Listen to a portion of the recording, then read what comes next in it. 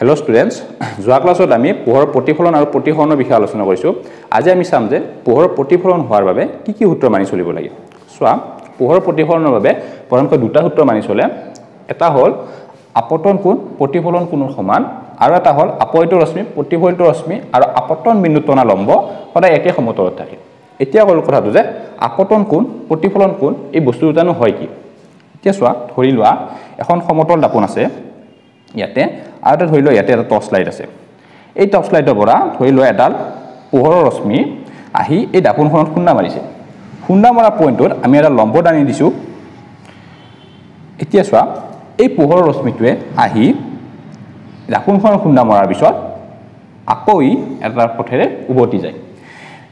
যেহেতু পোহৰৰ প্ৰতিফলন হয় আমি আগৰ ক্লাছত আলোচনা কৰিছোৱে যে পোহৰৰ প্ৰতিফলন হোৱাৰ কাৰণে পোহৰৰ ৰশ্মি এটা আহি এটা পইণ্টত খুন্দা মাৰি আকৌ আন এটা ৰাস্তাৰে উভতি যায়। এতিয়া সোৱা লাইটৰ পৰা যিটো ৰশ্মি আহিছিল সেই ৰশ্মিটোক আমি আপতিত ৰশ্মি বুলি কওঁ আৰু খুন্দা মাৰি উভতি যোৱা ৰশ্মিটোক আমি প্ৰতিফলিত ৰশ্মি বুলি কওঁ।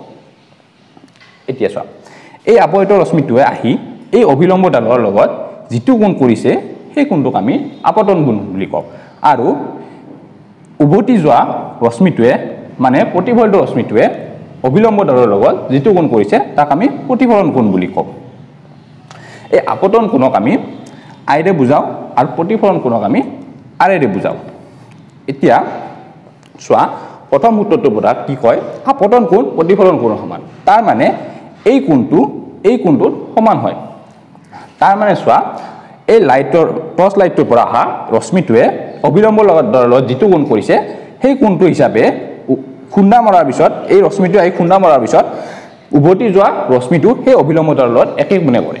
এইটোৱে হ'ল পোহৰৰ প্ৰতিফলনৰ প্ৰথম সূত্ৰ। আকৌ সোৱা দ্বিতীয় সূত্ৰটো তোমাক কি কৈছে আপতিত ৰশ্মি প্ৰতিফলিত ৰশ্মি আৰু আপতন বিন্দুত টনা অভিলম্ব একে সমতলত থাকে। তাৰ মানে কি এইডাল হ'ল আপতিত ৰশ্মি আৰু এইডাল হ'ল প্ৰতিফলিত ৰশ্মি আৰু অভিলম্ব লম্ব কোণ এইডাল হ'ল লম্ব। এই গোটেইকেইডাল একে সমতলতে থাকিব।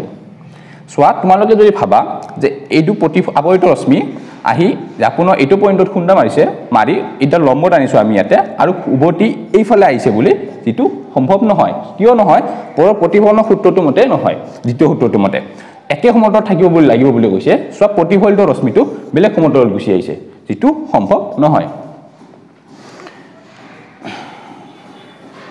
এতিয়া সোৱা তোমালোকৰ মনত এটা প্ৰশ্ন আহিব পাৰে যে যদি আপতিত ৰশ্মিটো আমি লম্বভাৱে আহে তেনেহ'লে প্ৰতিফলনৰ পিছত ৰশ্মিটো কোনফালে দি যাব চিধা যাব ইফালে যাব এইফালে যাব নে এইফালে যাব।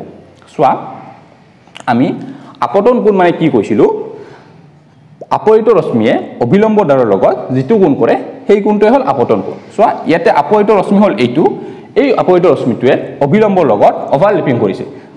তাৰ মানে সোৱা আপতিত ৰশ্মিটোৱে অভিলম্বৰ লগত 0 ডিগ্ৰী কোণ কৰি আছে।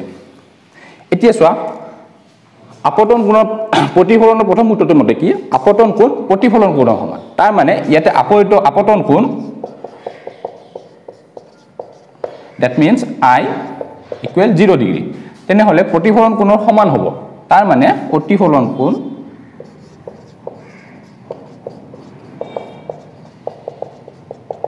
that means R equal to 0 degree. তাৰ মানে কি ক'ব আমি যিটো পথেৰে আপতিত ৰশ্মিটো আহিছে সেই পথেৰে প্ৰতিফলিত ৰশ্মিটো ঘূৰি যাব।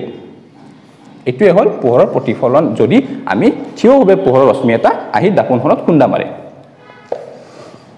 এতিয়া তোমালোকে এতিয়া বুজি লোৱা ইয়াৰ পৰা যে আপতন কোণ that means এই কোণটো আৰু এই কোণটো সমান হ'ব আৰু আপতিত ৰশ্মি প্ৰতিফলিত ৰশ্মি আৰু এই অভিলম্বটো সদায় একেখন সমতলত থাকিব। ই বেলেগ সমতললৈকে প্ৰতিফলন হৈ আহিব নোৱাৰে। আজি আমি পোহৰৰ প্ৰতিফলনৰ সূত্ৰ দুটা বিষয়ে আলোচনা কৰিলোঁ। নেক্সট ক্লাছত আমি পোহৰৰ প্ৰতিফলনৰ সূত্ৰ দুটা আলোচনা কৰিম। Thank U.